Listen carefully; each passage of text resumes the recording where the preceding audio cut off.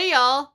Uh I think I haven't been live. So please let me know if you can now see and hear me down there because I think I've just been vamping to the camera for the past 3 minutes with no one around to see me.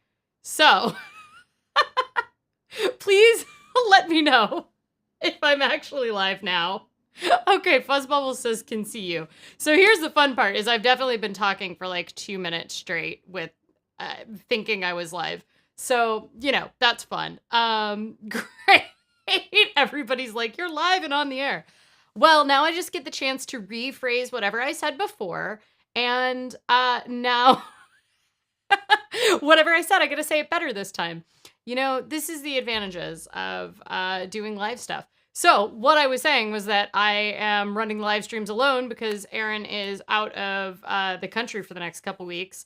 So I have just been very much just running. I think this is like the 8th stream I've run on my own between this and the study streams. But I feel like every time there's like a new way in which I'm not 100% sure. Christopher asked if I'm tempted to play with Aaron's toys. Not really. So a giant wooden box arrived, which I can't tell you what's in it. I know what's in it. I shouldn't tell you what's in it because it's going to be a fun surprise when Aaron is actually able to show it on the live stream. But when I say it's a giant wooden box, I wish that this camera was not locked down so I could turn it around and show you. But the box is like at least weighs as much as me. Like it's at least 100 pounds and change. And then it's like this, and it's a wooden box that got shipped here. And they left it down in the lobby, and we live several stories up. We do have an elevator, but me alone was just like, it didn't matter if I could lift it. It was like, it's a wooden box, so I was gonna like get splinters. There was no like easy way to do it. We don't have a dolly anymore because I broke it. And also the dolly that we have is like a folding plastic dolly, which absolutely could not handle this wooden box. And I had to be like, okay, Aaron is out of town for 3 more weeks, but I can't just like leave this massive wooden box in the lobby of our apartment building. And I was like, you have to be a grown-up adult and figure out how to get this box upstairs. And I realized that I live in an apartment building and I know a couple of my neighbors, not many, despite living here for like 6 years. But my next door neighbors helped me out and brought it up. So now there's this giant wooden box in our not very big apartment, along with the several other packages that Aaron has had arrive. So pretty much I'm not playing with toys. Instead, I'm just covering Aaron's desk in boxes of all of the equipment. So yes. David says, I'm pleased my favorite vicarious living game, Where in the World is Aaron Parecki, is back on the air. Yeah, I'm pretty bad at it, and I have like a live update arrival board in my house per my request. I think Aaron is currently in Copenhagen and about to get on a train to Berlin, I believe right now. So roughly in there. Eric says, Aaron does have a lot of stuff. It's true. Okay, but what I also want to point out, this is only the stuff in our apartment. Like, the studio that Aaron films at is not in our apartment. And that's where the majority of the stuff is. But then this is just the spillage into our apartment where my setup is, which is quite a bit more petite. But then everything behind the camera here is Aaron's side of the office. And that side of the office has a massive wooden box and then like 5 other huge boxes and then all of Aaron's other tech equipment. So, yeah. David says, take 2. You know what? I don't think I was saying anything particularly useful. People were talking about how they are doing spring cleaning and or avoiding cleaning. And I was just mentioning that I took my exam on Friday, passed, but I really thought that like today and yesterday, like I kept in my head, I had this really long to-do list of all of the stuff I was going to do after I passed the exam. I was like, I'm going to be super productive after I pass this exam, including one of the things just being like really cleaning my flat because I've been very in like maintenance mode with cleaning while I've been studying. I've been in a very like, I'm doing enough where it's not gross, but it isn't, I would not put it at the standard of cleanliness that makes me feel most productive in it. But I just didn't feel like I had time because I don't like to do a bunch of tiny little cleaning. I actually like to devote like a good 2 to 4 hours like every 2 weeks and like really clean the house. It's just my preferred style of cleaning. Beyond like, making sure the dishes and the trash and stuff are taken out and like cleaning the sinks. Um, anyway, I really thought I was going to do that, but then I just ended up spending most of the past 2 days on the couch under the cat, who was very, very happy to help facilitate some rest time, which I have decided to just justify as like my body was decompressing. This is like not so much with exams, but more like when a lot of my job involved a lot of running events. After a really big event like a conference or running a huge fundraiser or something, I eventually realized that I just would always have a crash no matter how much I tried to like plan against it, and it was better to not make myself like beat myself up for having some sort of crash kind of after. I think because this is the weekend, I skipped German class yesterday. I had a happy hour on Friday evening that was like the celebrating me passing my exam. But I saw a lot of people that I haven't seen like the entire pandemic. Like it was more social time. It was 4 straight hours of social time in a bar in like a marginally kind of outdoor room. So one, who knows if I got COVID? But I'm laughing because it's just like I don't know what you can do at this point. But I it was really great to see friends, but I don't have that much social battery, really. Like it was bizarre to be out at a bar on a Friday night and like see all these friends, and also there was like the seeing people that you haven't seen in 2 years that you've only been keeping up with via like textual and video communication meant that there was like all these different like scattered trying to put together how everybody's like lives have been. Anyway, that social exhaustion just meant that also combined with talking in a bar on a Friday night, staying out till, for me, really late, like 8:45 p.m., which is very late for me. Um, all of that meant that like I was wiped on Saturday morning, and I was like, I don't think I should go to German class just because like on the off chance that this tickle in my throat isn't just from talking a bunch last night.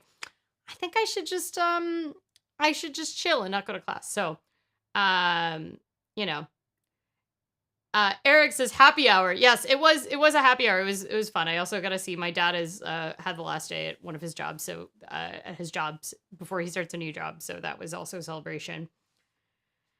Eric says there's a maintenance cleaning. There's a visitor coming tomorrow. The adrenaline is the difference. See, that's the real thing is that I don't have. So I did have a moment of small terror this week because I did not have capacity or time when I was prepping for this exam to do like a proper clean of the house. However, I started to get a leak in my faucet, which luckily I put in a work order and I like didn't get a response from them yet. Usually they're quite responsive, but I had to send it on Aaron's account. It's complicated. Anyway, I just had this moment of like, oh, I don't want the maintenance people to come to my apartment and see like it's not disgusting. It's just not the level of cleanliness that I want. So I think more of the cleanliness is like, that I have a lot of laundry in my laundry basket and stuff like that. Like it's not stuff that they would really see, but I was just like, I do not have capacity to clean the house. Please, I don't want the maintenance staff to come. But nobody has seen the inside of my apartment other than Aaron and my cat sitters. So, yeah. Fuzzbubble says, I've stopped cleaning for my parents. I lived with them for 18 years. They know I'm not neat.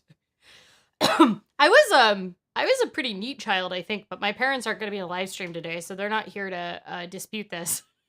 But I was like a little overly fastidious. I was diagnosed with an obsessive compulsive disorder as a teenager, but I had a period where I was folding my clothes before I put them in the dirty laundry basket, and my mother was like, you can't do this. It's very confusing because then I don't know if they're clean or they're dirty. But yeah, I have like the thing for me is that studying for this exam brought out all the bad habits of my college years.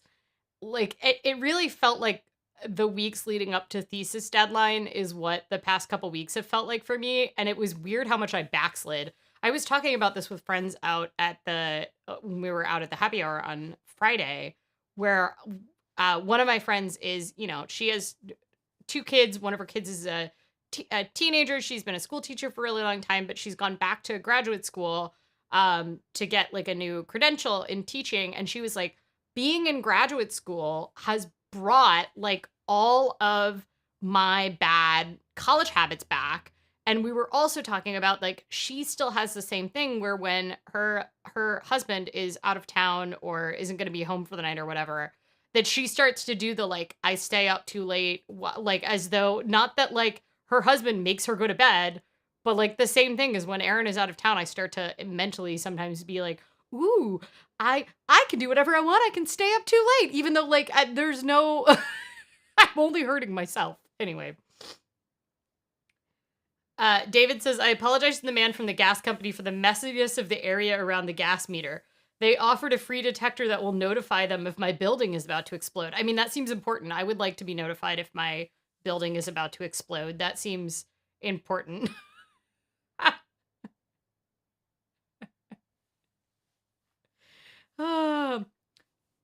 David says that my parents are coming to town Wednesday. They say I don't count as a visitor when I tell them I'm cleaning for them.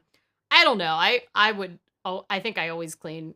I clean for anyone coming over, including apparently the maintenance people in my building, which is, I mean, good and bad because I feel like, you just don't want them to have any fodder to like be like, oh, I remember that apartment was really messy when you move out and try to charge you more money or something. I don't know. Y'all, we were going to talk about the stock market today, but I got to show you the donut. Unfortunately, I don't have the donut camera person to really highlight it. I could try this light, though. This donut light might help. Oh, donut light is dead. I keep breathing in dust when the camera light is on. I swear I don't have this cough until the camera turns on. Okay. So, it is a green tea drizzle and then yuzu, which is a tropical fruit. Anyway, it's very beautiful. Yeah, I do think it's kind of a half and half donut. Like, I think it is kind of having two different, it kind of has two different things going on. I don't know what the actual, like, frosting on it is, so. Eric says it's a very Japanese donut. Yeah, I think that's their inspiration for it, I imagine. But yeah, we're into new donut season, and there is really some very fun ones. So, Craig says, "Congrats on passing the Uniform Investment Advisor Law examination. Nice, thank you. I'm impressed that you know the name. So many of the people I invited out for the happy hour, like, because none of them are in financial industry at all. Everybody's like, what did you pass? What is this exam? What are we celebrating? And I was like, it's fine.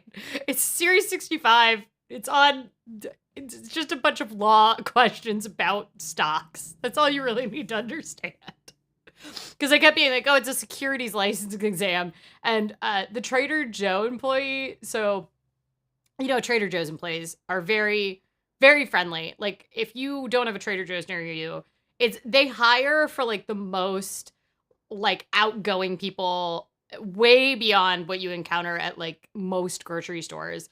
And that means they often make comments, even when you're checking out with like 2 or 3 things, they'll make lots of comments on your, and try to get a conversation going on your like ghost pepper chips and pack of toilet paper that you're buying 5 minutes before they close or whatever.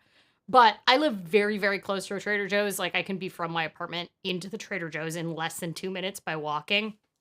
And because of that, I know most of the employees at our Trader Joe's because I probably go there way too often. And, I didn't get to go for a huge bulk of the pandemic because I'm immunosuppressed, so I wasn't doing the grocery shopping. But I now know all of them, and they've been looking and they've been hiring more people. And they hired this new kid who you can tell he is that level of outgoing, but he's still taking in like, I call him a kid. He's probably like early 20s, I would say. He he seems to be like still absorbing how to do the job. So he's very stressed out trying to also make small talk in the Trader Joe's aggressively friendly way while trying to, like, I don't know, remember the code for a watermelon or whatever. And so I usually just try not to, like, I won't give him anything to work with so he can just like concentrate on these cashier duties. I don't want him to feel pressured to make small talk with me cuz I, work grocery for years. I can small talk with the best of them. But I like don't want him to feel pressure to do it. But I went there the night before my exam and I went and got just like I essentially went with no plan and I was like just get all the snacks that I can. I just get anything I want as essentially like a treat the night before the exam. And so I was checking out with a bunch of fruit leathers, chips and salsa, bagel, everything bagel flavored crackers, uh chili lime nuts. I mean, it was just snack palooza. And I was like, oh, I have a exam tomorrow, so I, let myself get whatever. When he was like, oh, did you find everything you needed? I was like, oh, I didn't really have a plan. And I was like, yeah, I have an exam tomorrow. And he's like, oh, where do you go to school? I was like, oh, I don't go to school. It's a professional securities licensing exam. And then he said, like, to be a security guard? Because we're gonna hire a security guard here. And I didn't want to make him feel bad, but I was also like, if I just say yes or whatever, then I'm going to have to live with this lie that I'm taking a security guard exam with this Trader Joe's checkout person that I might see several times a week for who knows how long. So I was like, no, for like securities, like stocks and bonds. And yeah, and anyway, that was the end of the conversation. But I had a moment where I was like, should I just roll with this? Should I just say this so that he could have that?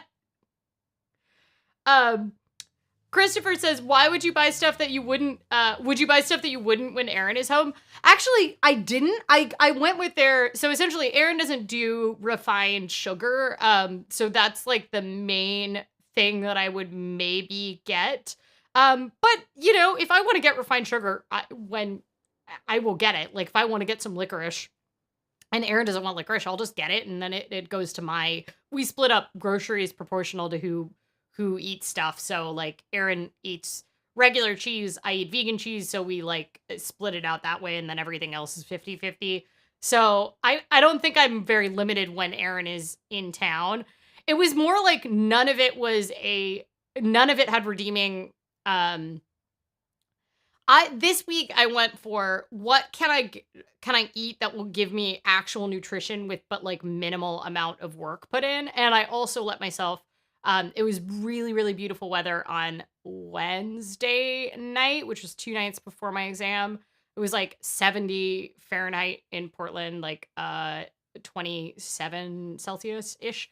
Might not have done that conversion perfectly right, but it was very nice weather and sunny, and it was going to be pouring the rest of the week. So I was like, I'm going to go out somewhere with outdoor seating, and I'm going to get food, and I'm going to just take a printout of a practice test. So I did have pizza one of the nights. I went to a vegan pizza place. David says, yes, today I learned how to subdue a suspect. Want to see? That's the thing about the securities guard exams. Not every state has them, but some states do. But like, they don't actually teach you anything about what to do. They just teach you like what you legally can't do most of the time. So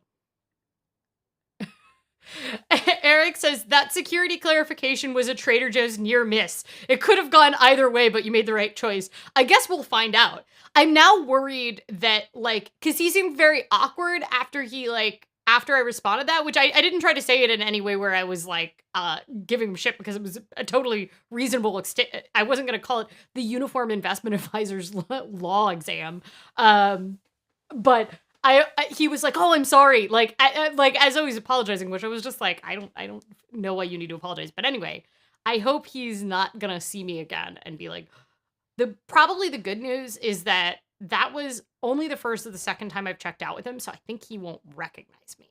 I think we've got a while, especially with the mask, because I still wear a mask to the grocery store. I think it's going to be a while before he recognizes me. So Guthrie says, "I'm laughing out loud. That's hilarious." I'm glad you think it's funny. I definitely had this moment of like, I was like, do I just live this whole alternate life, like, build up a hypothetical universe where I'm a security guard? David says, "No one knows what my undergrad degree is in when I tell them what it is in, so I'm used to explaining it to people." I don't think I know what your undergrad degree is in. So you should drop it here, and then maybe we can discuss if any of us know what it is. If you want to have that discussion. Should we talk about the markets, y'all? Last week I said I'm stressed out, so I'm sorry that we're not going to talk about much. And then we ended up like diving into Elon Musk and Twitter and the poison pill and everything for quite a while. And this week I thought I was going to be a little more ambitious, but frankly, like I said, the past 2 days I've pretty much been on the couch under a cat watching Sanditon, which I don't even really like very much. I didn't think it was particularly good. So I did very little prep. However, the markets were doing some interesting things this week, and I did spend all week / all of the last couple months prepping for this exam about the stock market. So I don't know. We can talk about it a little bit. Essentially, markets, U.S. markets in particular, ended last week really extremely down. And a lot of the large cap tech companies have lost a ton of ground. So if we look at the NASDAQ Composite Index, which is the very tech heavy stock market, like if we look at the index of them, more than 45% of stocks are down 50% at the close of business on Friday. More than 22% of stocks are down more than 75% on the NASDAQ. And more than 5% of stocks are down more than 90%. We particularly saw this for some of the larger cap stocks on the NASDAQ.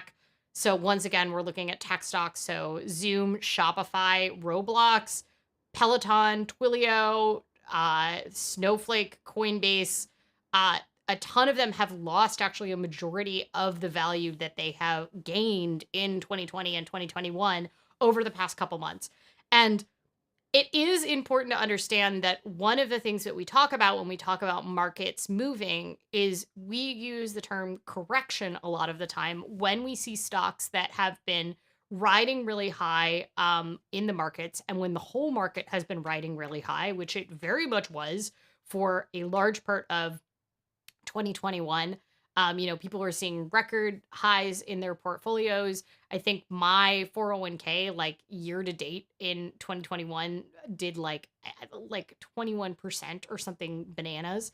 And when things come down, you often call it a correction. If you're looking at the company level, sometimes those corrections can be due to the fundamentals of the company. So, if companies are overvalued, like a lot of people claimed that Peloton was, if you see that they have poor earnings reports and that is why their price drops, then that could be due to fundamentals.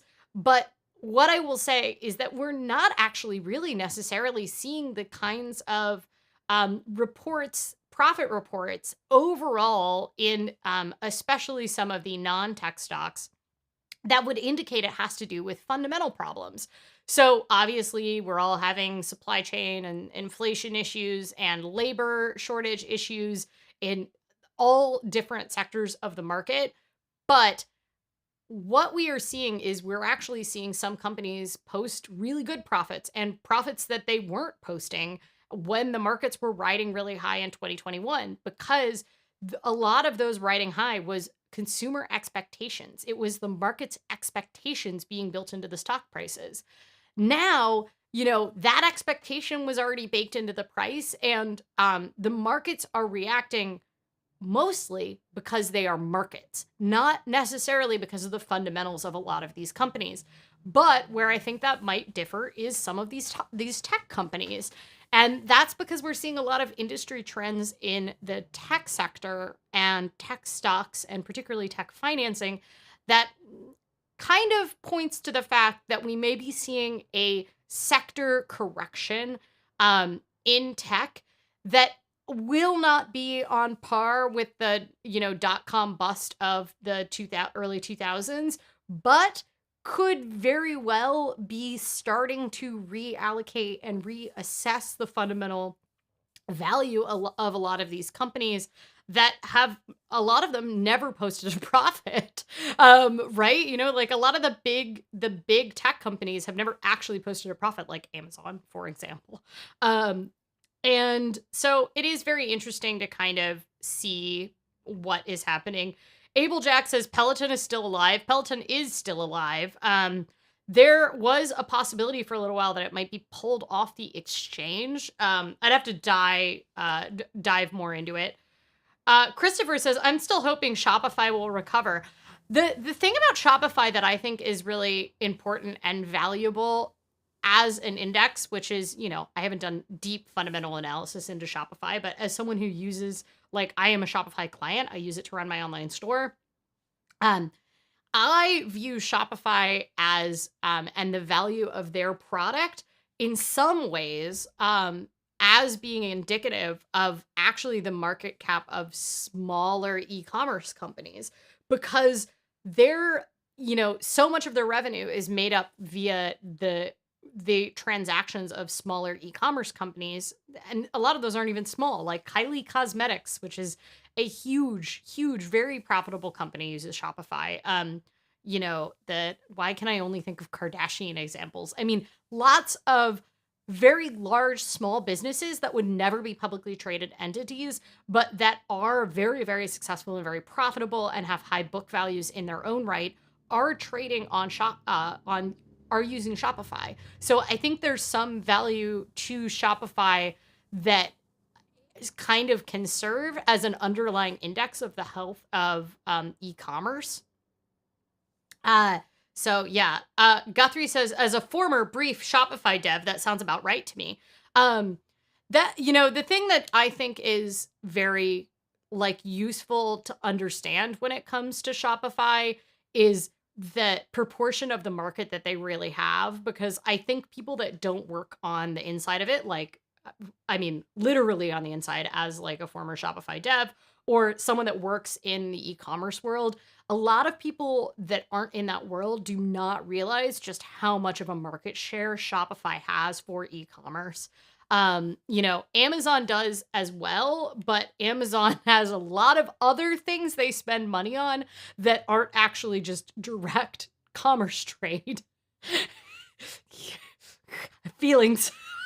And Amazon, we can argue, is more a fulfillment company than they are in a small business e-commerce company. So I don't know. David says, I have a BA in planned studies. Who wants to guess what I studied? Were you David, this doesn't map anything of what I know about you, but planned studies sounds like one of those degrees that you get when you're like a college athlete who is good enough that you're going to go on to the majors, but you need to play your 4 years in college football or basketball or whatever, and you major in graduation studies. That's what it sounds like to me, but I'm sure that's not what you studied, unless you had a secret history as a college athlete that I don't know about, but I'd be very curious to know. It sounds like graduation studies to me. Guthrie says, clarification, not a Shopify dev, but part of their B2B developer program, i.e. building commerce sites for said businesses. Yeah, like being a Salesforce admin. Doesn't mean you literally work for Salesforce. Yeah, well, it's very interesting because I also think of how many businesses I end up supporting from the end of being a Shopify commerce creator and then being like, oh, I need to buy this add-on. It does exactly what I need for, plugins on Shopify, and they have done a very good job of creating an ecosystem where it makes it really tangible for you to be like, okay, I will pay $40 a month for this add-on because I can literally see the value that I get out of it. So, very fascinating. Eric says Amazon, so many fingers in so many pockets, all the feels. I know. So, okay, all of this rant to say, I do think that it's very possible that we are going to see a sector level correction in the realm of the tech sector, just based on my own observations from, we're seeing a lot less IPOs and exits right now. And that means that the VCs that back a lot of startup companies have less cash to flow around. We're also seeing that some of the tech assets that are supposed to be what people run to when there is inflation, which there is, for example, are publicly traded Bitcoin. You would think that you would see those values actually go up because they are deflationary currencies, because they have a cap on them as crypto. You would think that they would go up and they would have a negative correlation to the market overall. However, we're seeing them drop a lot. We're seeing them lose a lot of value. And we're also, the Wall Street Journal published this very controversial article that got a lot of crap in the NFT community, but the Wall Street Journal did some investigation and journalism into the trade of NFTs and has said essentially that NFTs are already really very much slowing down. We're seeing a huge drop off in NFT trading, which made a lot of the NFT blockheads real angry. And that is fake news, and that the Wall Street Journal just has something against alternative currencies because they're in the hand of big banks, which is like, of course, Wall Street Journal is in the hand of big banks, but that is like literally the point of the Wall Street Journal. That being said, they've been actually pretty ham and interested in the world of crypto. Like, this is the Wall Street Journal. They love financial derivatives, and Bitcoin is a financial derivative. It's an underlying value that's tied to nothing. NFTs are derivatives. They're a derivative of a derivative. Anyway, the idea that the Wall Street Journal doesn't have that is just because they're currently bearish on the NFT market. It's kind of like how if you say anything that insults Elon Musk online, then fanboys will come out of the woodwork and get angry at you. So, David says the planned studies majors designed for students whose interests or learning goals do not coincide with departmental majors as presently defines, and interest may cross disciplinary fields. Oh, interesting. Yeah, that sounds like, so at Marlborough College, which I almost went to, got into, and then I kept deferring, you say what your major is, and you decide what your major is, and then you do your thesis your senior year by identifying the professor or professors that you need to work with in order to make a thesis in that a reality. And then at Evergreen, you do the same thing. So at Hampshire as well. So yeah, it sounds like a more specific description of what some of the colleges will just let you put whatever you want on it.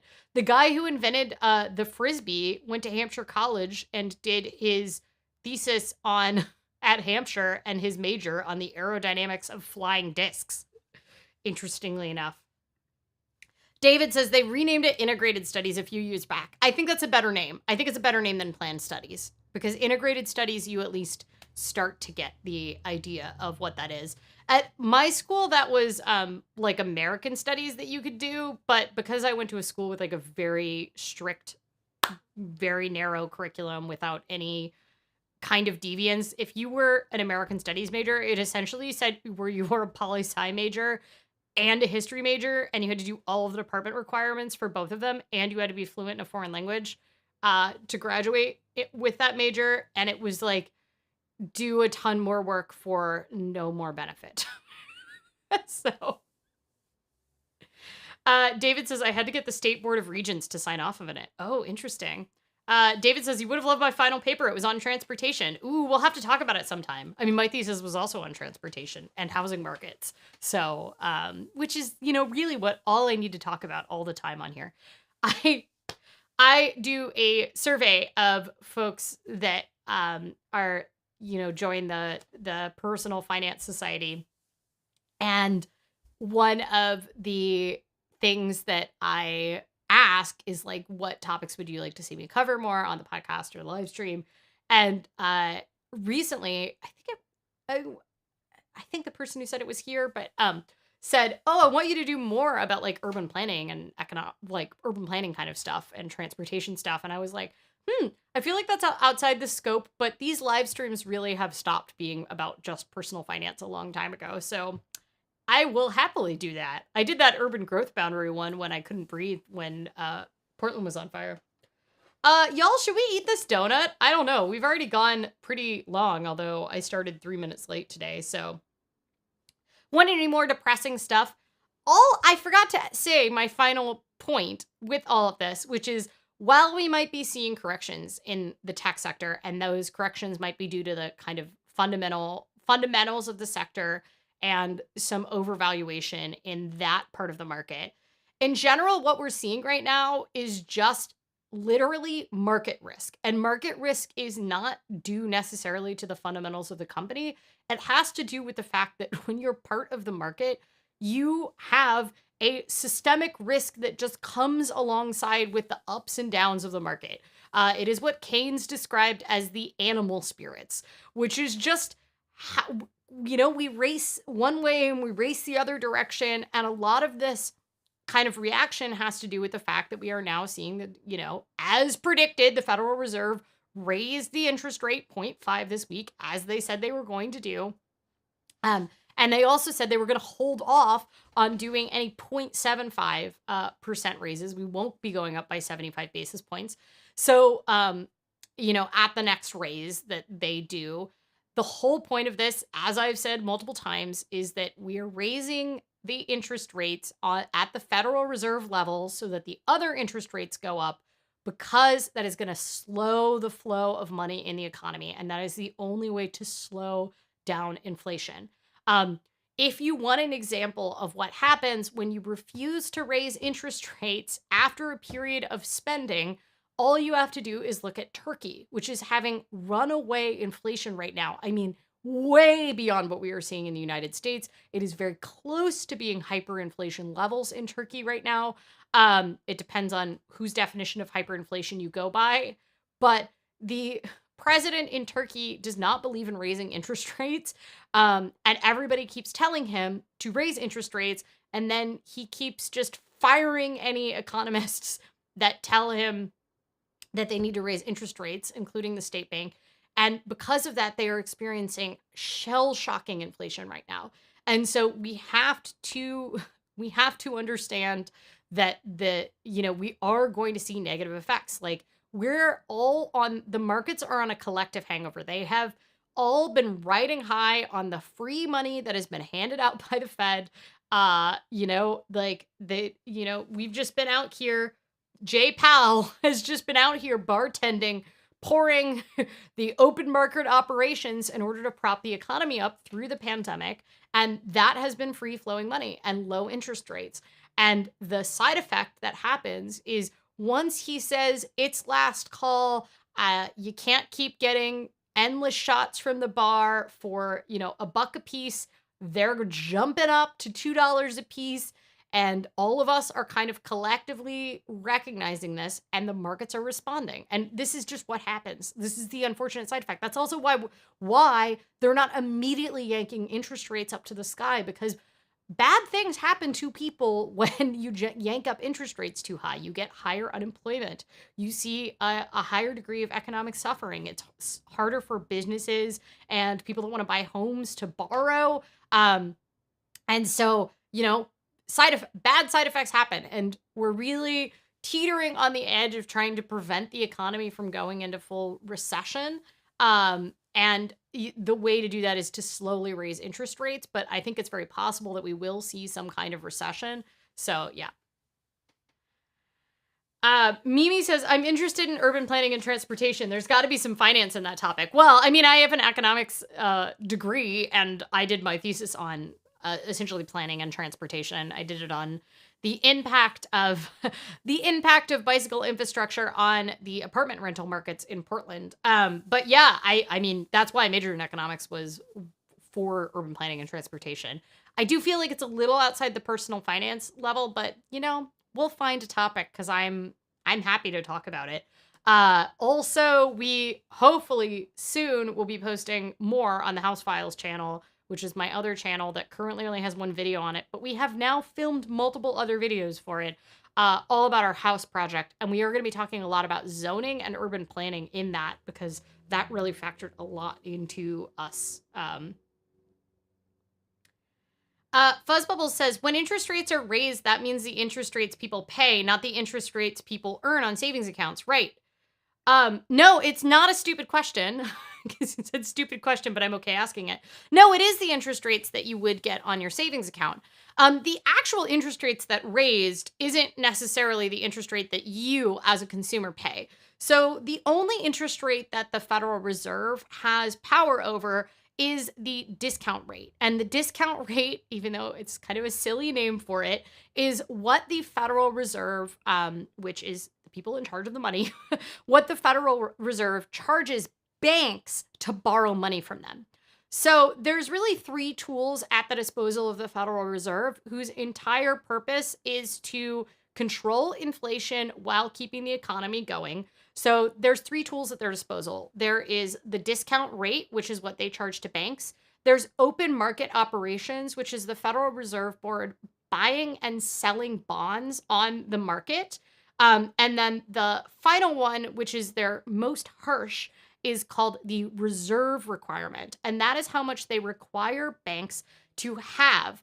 So a bank, when you go put money in your bank account, at a depository institution, that is backed by the Federal Deposit Insurance Corporation, which is different than the Federal Reserve.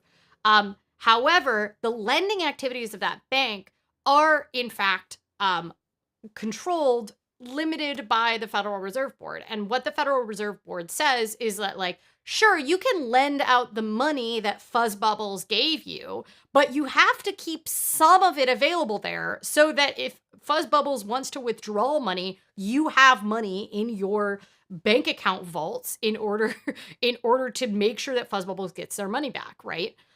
So they have a set reserve requirement, and the reserve requirement varies depending on the type of bank, but it also varies depending on how the Federal Reserve wants to control the flow of money in the environment. And when they are trying to keep the money supply low, because the lower the money supply is, the lower inflation is in the economy, what they will do is they will raise the reserve requirement. But that is their last tool. Their first tool is to actually just raise the interest rate that they charge to banks that need to borrow money to make sure that they have enough money every single night.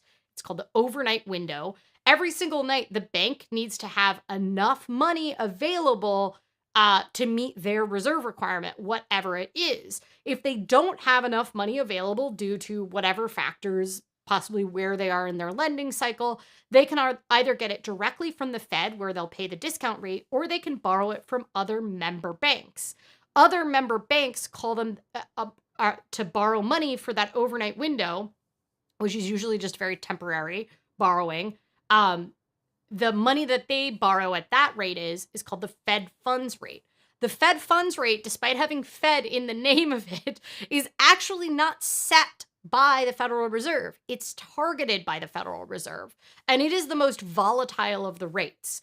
In addition to that rate, which is the rate that banks charge each other to lend, because banks don't have to borrow from the Federal Reserve to hit that reserve requirement. They can borrow from other banks.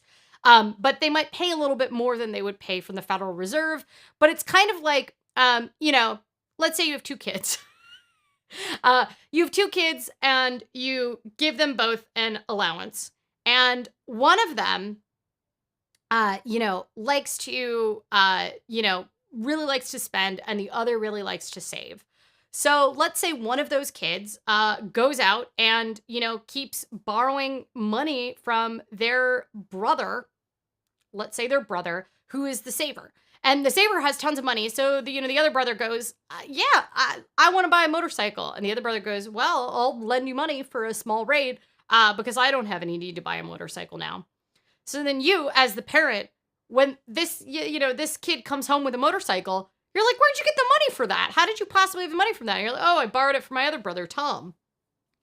And you, as the parent, say, okay, here's the thing. You, Tom, even though you're a good saver, you are not allowed to lend out 100% of the money that I give you, even if you've managed to save it. So I am raising the amount that you have to put in the piggy bank. So every time I give you $20, what we need to do is we need to have we need to take some money out and you need to put $10 away in this other bank account. And that is so that you can't lend it out to your brother. And that's essentially what the Fed is doing. And you also realize that, as the parent, your kid might not want to come borrow money from you, but is happy to come borrow it from their brother. And that's essentially why there's these two different rates. Okay, now let's talk about the interest rates that flow out of that. These are what big banks and the Federal Reserve charge each other to lend. And that Fed funds rate is the most volatile of all the rates. It really moves up and down, and the Fed tries to target it, but they don't control it. Then there's this other rate called prime rate. And prime rate is what the richest people, what the richest companies pay to borrow money. So this is what Facebook and Google and Amazon and General Electric pay to borrow money from a bank. Its prime rate is the lowest of the interest rates because it's for the best customers of big banks. Prime rate is where you start to flow what you pay to borrow money. So when you have a credit card, when you have a student loan rate, you are paying some amount on top of prime rate, whatever prime rate is, which is a more stable rate. When you put money in a bank, if they're going out and they're getting more money when they lend it out because, they're lending it out at prime rate to big customers, they're lending it to people to buy houses. If they're lending it at 5 or 6%, the amount that you will get on your savings account is going to be higher. What you're going to get on bank CDs is going to be higher. What you are going to get essentially for the privilege of leaving your money in that bank so that they can then go make out and make loans is going to command a higher interest rate, which is why, like, when I was a kid and we had high inflation and also had, we had higher inflation than we have had for the past 5 years. Bank accounts were, I was able to put money in my little savings account at my local bank and I was able to get 7% interest. What a concept. But inflation was a lot higher when I was a kid. Inflation is now high, very high. And guess what we're also seeing? There's a lag, but we are seeing the interest rates go up on savings accounts, on bank CDs, on money market funds. So yes, the answer is all of the interest rates are connected. They're not all the same, but they are all connected. So if it costs you more to borrow money, it's also going to mean that you get a better result from saving it in a depository institution. Fuzzbubble says, thank you. So interesting and so confusing. Oh man, I really hoped I wouldn't make it confusing, but all you really need to know is interest rates are really connected and that when inflation is high, interest rates need to be high too. Guthrie says the FDIC didn't exist during the Great Depression. It didn't go well. Well, it wasn't just the FDIC that didn't exist. Most of these securities laws didn't exist during the Great Depression. That big exam that I just took on securities laws, vast majority of the laws that I was being tested on, the Uniform Securities Act, the Securities Act of 1934, the Securities Exchange Act of 1933 and 1934, respectively, all of those really came out of trying to regulate the securities market because they had just gone wild. Like the freaking railroad barons had gone wild with their, bonds and all sorts of financial instruments that they were making, in addition to the fact that there wasn't necessarily the same reserve requirements. We also had the savings and loan crisis in the early 80s. And the savings and loan crises very much came from kind of a similar, essentially the bank failures that we saw. And then we also similarly saw bank failures that happened in the big crash of 2008. And all of these bank failures kind of stemmed from a lot of times a similar kind of over leveraged position. That being said, because of the FDIC, people that had their money in demand deposit accounts at FDIC member banks did not have to worry about losing their cash in the same way. So Christopher said, you did a good job at explaining it. Fuzzbubble says, no, you helped clear it up. I meant a confusing system. Yeah, I mean, I like to imagine the overnight window as, like, I just like to imagine the Federal Reserve as, like, they've got their little banker hats on, and then they have a fast food vest, and they're just, like, in a 24-hour drive-through, and they're just, like, handing money to banks. That's how I imagine it, because it is called the overnight window, and I just, like, that's how I like to imagine it. But then, the Fed funds rate is, like, the other banks in the parking lot that are, like, there, and they're like, oh, yeah, do you need a Big Mac? I can hook you up with a Big Mac over here. That's how I imagine it. I have an economics degree, y'all. All right, let's eat this donut, y'all. I'm sorry it's not as, like, easy to see on camera as normal. If I tilt it up, maybe I can get it at the right angle. But it is a yuzu and green tea. And there we go. I think donuts. Did it play the donut thing on the screen? I don't know if it did.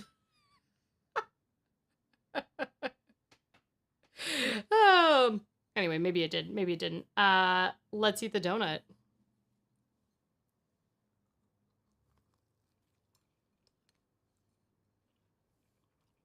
Oh my god. These are candied yuzu pieces on the top. No overlapping. I'm just gonna press buttons and I'm gonna break everything, I bet. Why did the donut thing not come up? Maybe I don't have the power to make the donut thing come up. I thought I did, though. Oh, well. Oh, well, y'all. I can rate the donuts, though.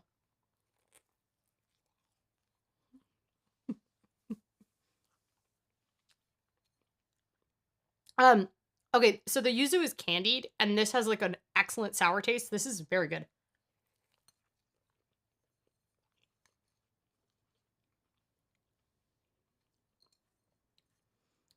I'm sad I can't make the donut song happen. I don't know why it is on my stream deck. This is because I'm running everything by myself.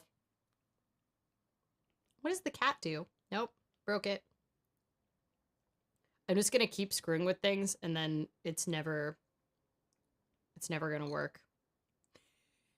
I should stop screwing with things.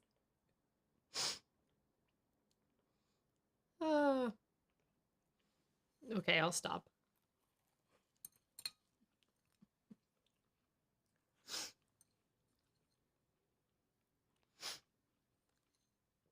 This is thrilling content, isn't it? This donut is really good. The little green tea things are kind of falling off. Okay, I've been desperately wanting sour candy all week, but then the sour candy I really like isn't made anymore. And this is hitting the sour candy spot. So, I don't know. I'm a fan of it. I'm gonna give this a 5 out of 5. This is 5 out of 5 donuts.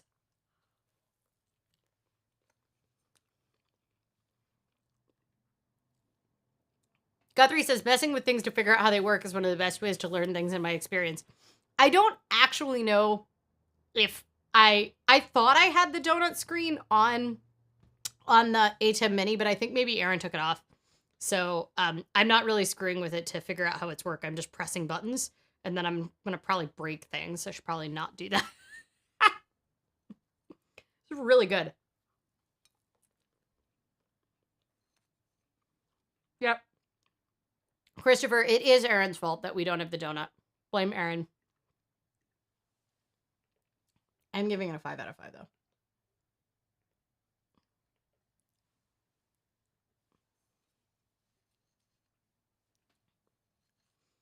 Jenny asked, which sour candy is it that you're missing? It doesn't exist anymore, but they're called Zours. They're Mike and Ike, like make a sour candy, and then it was coated with this particular sour coating. It was really good. They were hard to find, and then finally they just, I think, have stopped being made.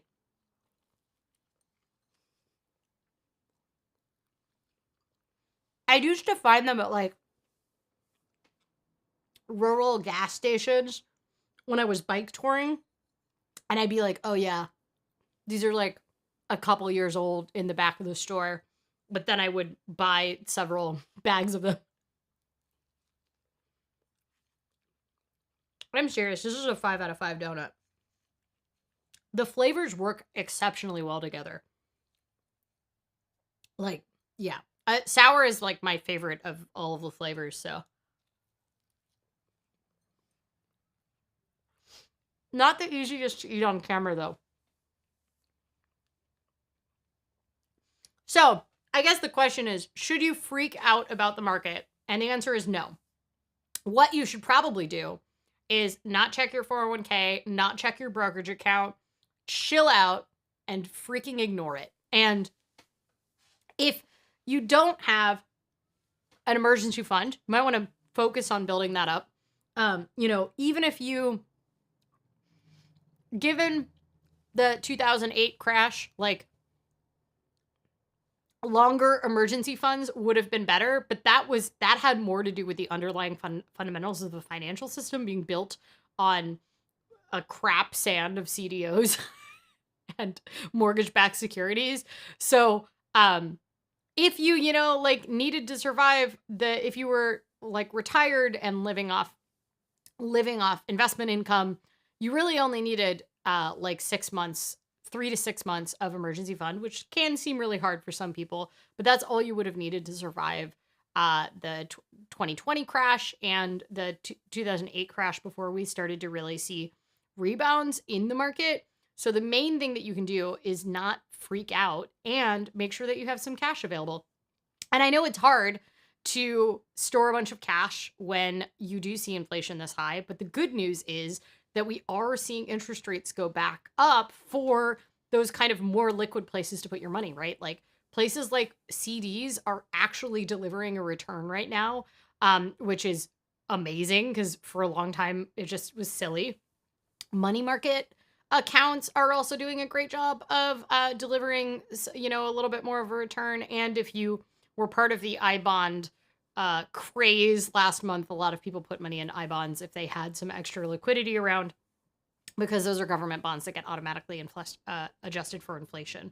So Mimi says, that donut looks awesome. I didn't get donuts this weekend, but I got cupcakes from the vegan bakery yesterday. I like how you're using the live stream as an excuse to get a weekly sweet and then report back. I appreciate that.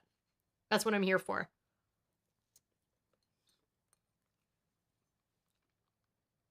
Jenny says, my small town has a really magnificent candy store that has all kinds of random things. I'll look for them there. Let me know. Let me know. I'm so curious. Mimi says, oh, I have a finance question. In this time of inflation, am I supposed to save or spend? That has more to do with your own circumstances than it has to do with inflation. The thing that is generally true when it comes to inflation is that people are eager to spend their money before it has less value in the future. But the advantage of being able to save right now and have some money in savings, either if you are saving in terms of you're putting money into the market, is that right now, if the market is down, using dollar cost averaging, when you put money into the market, you're going to be getting things while it's on sale, which, the adage of the market is buy low, sell high. So if you do need to invest in your, in equities, in your Roth IRA, your traditional IRA, your 401k at work, then now is actually a really great time if you have that kind of extra amount of money. If you do have outstanding credit, especially high interest credit, like credit cards, for example, now is a really good time to pay them off because we are going to start seeing the interest rates on those go up. A lot of people have already seen it go up. And you are losing money when you don't put money into those, because here's the thing. If you have debt and it's at 20%, you get a guaranteed return from putting your money into getting rid of that debt. That being said, I never recommend focusing on your debt entirely. If you don't have some level of savings, I usually recommend at least a month, but I think a lot of people are comfortable with more now, at least a month of expenses. But there's a guaranteed return on paying off debt. So if you do, and as we see interest rates go up, we are going to be seeing credit cards go up. Newbold One says, is it better to put money in a savings account with better interest or a savings account which is tracked by a credit agency? What, like a savings account that reports like a secured credit card? Is that what you're asking? What do you mean by a savings account that's tracked by a credit agency? Because usually savings accounts are not reported to a credit agency, although I know that you are in the UK, which is a little different. Because here your assets are not tracked as part of your credit score. But if you have poor credit and you are possibly going to be needing credit in the future, like, for example, you might have to look for a new place to live and you're going to get your credit score checked, then yes, there is an advantage in building up your credit score. So yeah. A savings account tied to a current account. But does your savings account balance in any way help your credit score? I don't believe it does in the UK. It might. I don't think it does, though. Your system is generally similar, except being tied to voting record in a way that ours isn't here. But it's generally the same. And just because you have a savings account and it's tied to a current account does not mean that it reports to the credit bureau. I might have that wrong, though. But yeah, generally, it's the best option for you is to put some money in savings. But if you are going to be building your credit score by having it in there, then that would be good. Y'all,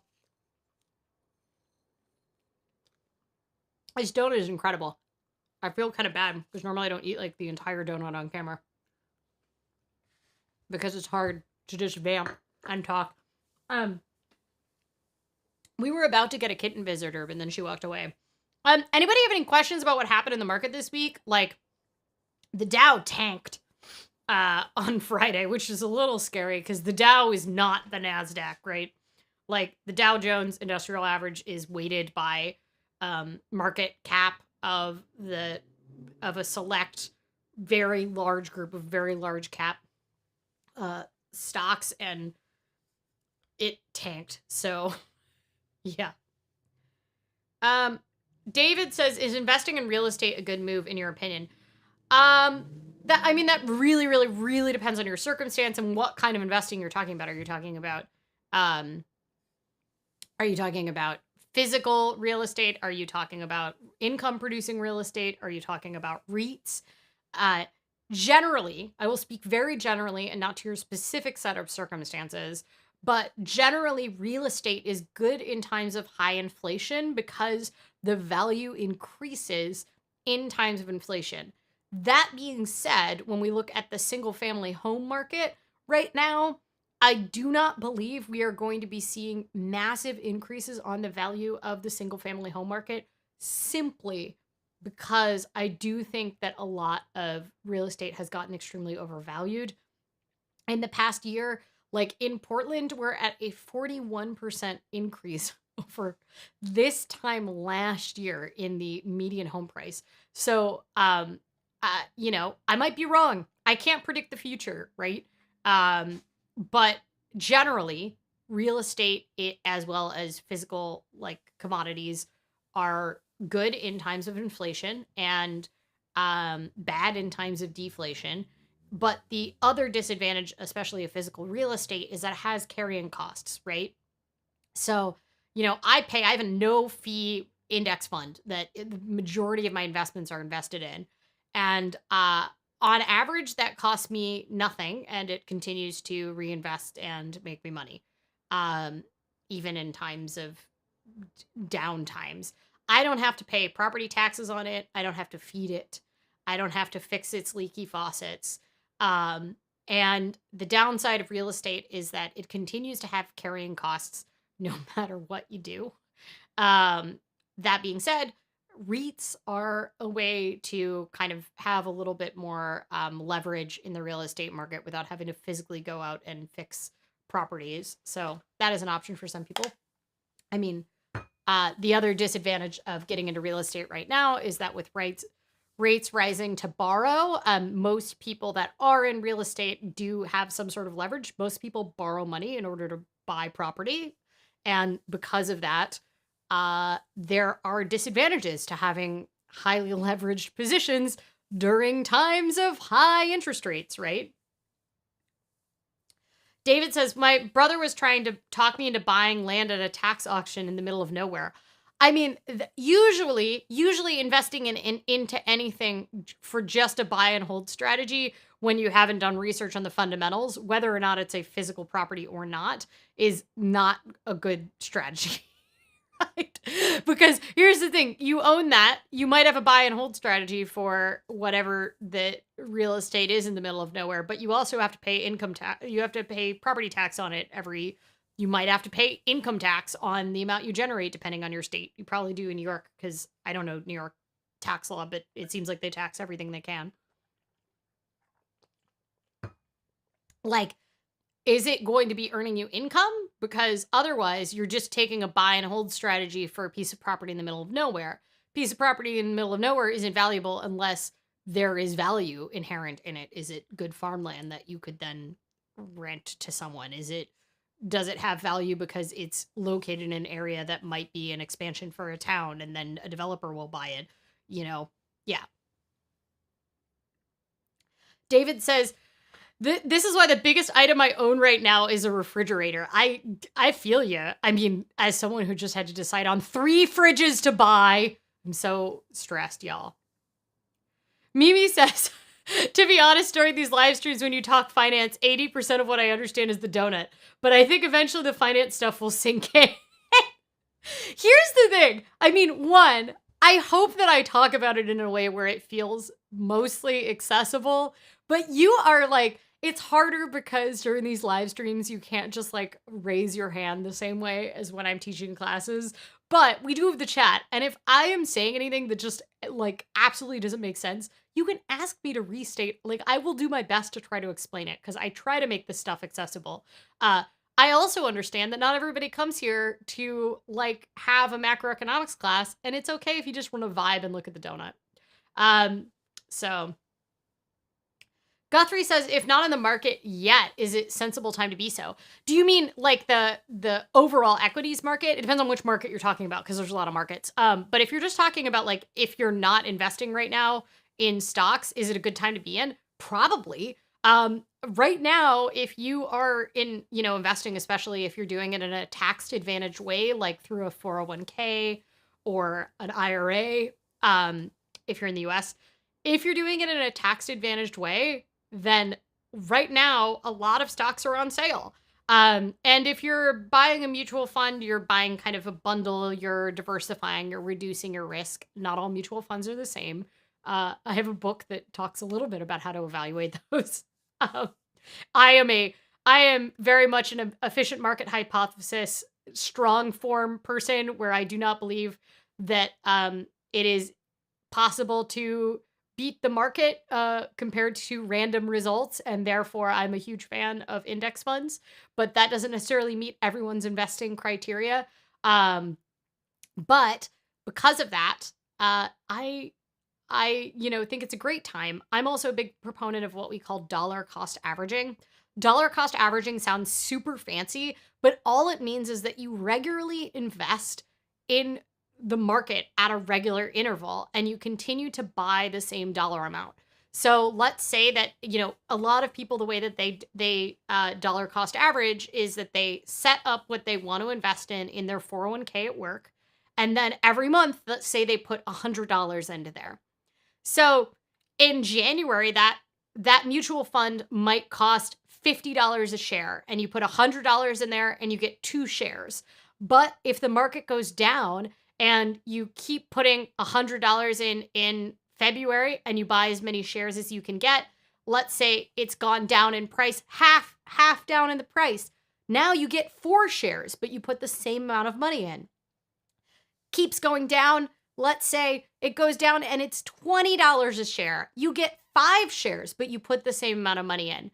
What this does is overall, it lowers the average cost of acquiring a share. And ideally, you're not selling when it's down. You're selling at some point in the future. With the 401k, you're usually a buy and hold investor with a long time horizon. And the advantage of dollar cost averaging is that when you finally do cash out, you've paid less per share because you've bought more shares when the market is down and fewer shares when it's up, but you just keep putting the same steady amount in each month. And there are huge advantages to this. There's also some tax advantages that we don't need to get into dollar cost averaging. But just think of it as like this. You want to buy something when it's cheap and you want to sell it when it's expensive.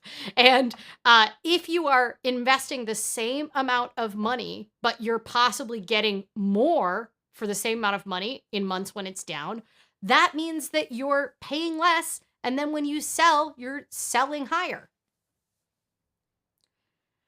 Kenneth says, I'm trying to time a CD purchase, but maybe I shouldn't, lol. I mean, I think timing a CD purchase is not a bad idea because we are finally seeing CDs go up in rates. Especially if you're doing like a ladder kind of strategy or something like that, which is just, a ladder is just where you essentially buy at intervals a different you kind of keep rotating the expiration date of your CDs.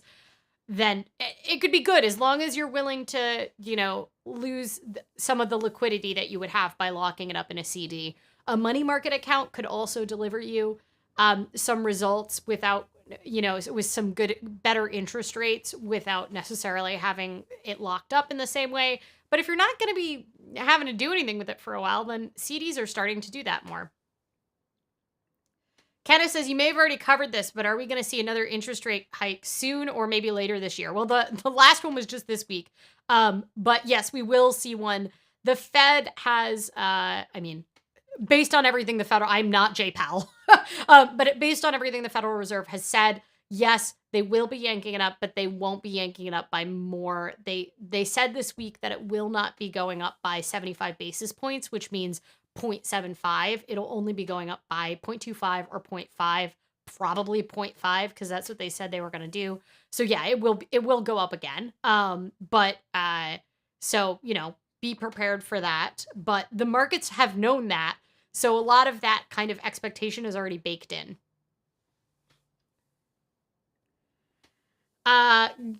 Guthrie says, I see, thank you. So does dollar cost averaging make sense to everyone? Essentially buy low, sell high. So it's a great time to buy if you want to buy low when it comes to securities. So I'm a big fan of index funds for my own personal investing. It may or may not make sense for your own investing style. Abel Jack says, no questions. I'm aware we're living in interesting times and we'll all die soon. I mean, what has been true all along is that we will all die. It's just, it feels more imminent these days for some of us. All right, y'all. We have been at this for an hour and 15, and that donut was fantastic, but I'm losing my voice, I think, from the combination of Friday happy hour plus this. So, I will see you all at the same time next week. If you are interested in getting SMS alerts because YouTube is unreliable, but if you're not subscribed and hit the notification bell on YouTube, you should do that. It helps me. But you can sign up for SMS alerts. I'm not going to bug you at weird times. I'm not going to resell it or anything, but this works in North America. I do not think it works for European numbers, but you can go to textcrew.ohmydollar.com and I just send a text message right before I go live. So if you forget, you will know. Yes. Thanks, Eric. Like and subscribe. Yes, I'm not above begging for likes and subscribes. Mimi says, you're very good at explaining. It's getting late here, so my attention span varies. Yes, it is getting late. It is time to go. Newbold1 says, thank you for the stream. Thanks, Newbold. Now go to bed. It is very late there. Guthrie says, it was great. I did my budget for the week. Great stream. Woo, that's exciting. I'm also very excited to find out what I like to hear that you do a weekly budget. That's very different than mine. Newbold1 says, congrats again on your exam result. Thanks, y'all. Yeah, so I get to start my new job soon, which I'm very excited about. So, because I now have taken the test. So at the end of the test, this is my spicy tea for you. At the very end of the test, you immediately get to find out if you passed or not. I was feeling pretty sure. It was like 90% sure when I was done with all the questions that I had passed, but I still, in my head, wasn't sure. It made me click through 2 screens of walled text. It was like, okay, we're going to show you your result. And then it made me read through a whole screen being like, you cannot tell people that you are licensed. Passing this exam, if you pass, does not mean you're licensed. It means you've passed the exam where you're now eligible to apply to be licensed. And it made me click through 2 screens of those. The first screen, and then it was like, okay, computing your exam result. And then it made me read another wall disclaimer, and then it did the computing your exam result before and made me click again before it would tell me my exam result. And I'm bitter about it. Anyway, it made me swear 6 ways till Tuesday that I'm not allowed to tell people I'm licensed yet. I can just tell them that I have passed the exam. All right, y'all. Well, thank you for coming, and have a absolutely lovely week. Stay hydrated. And it was a very hostile UI. It was like, if lawyers from the National Administrators of Security Admin Association, National Association of Securities Administration, lawyers designed a UI, and they also designed it in like 1998. That's what it was like taking it on that exam. Anyway, the font was just awful. All right, see y'all next Sunday. Possibly going to do a study with me stream sometime this week, but I don't have the exam, so we'll see if that happens. And keep an eye on your podcast feeds if you are subscribed to the Oh My Dollar podcast, because something new is coming. All right, cheers. Thanks, y'all. Bye.